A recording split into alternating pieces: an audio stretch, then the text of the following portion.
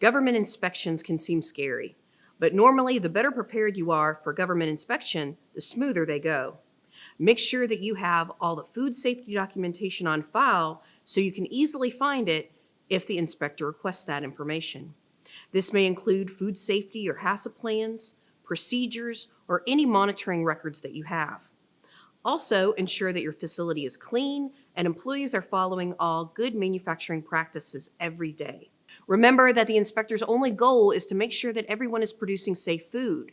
They don't want to get you in trouble or shut you down, and being open, honest, and friendly goes a long way.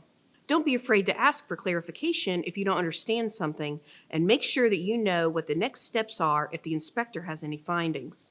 I'm Wendy White, Industry Manager for Food and Beverage at the Georgia Manufacturing Extension Partnership at Georgia Tech.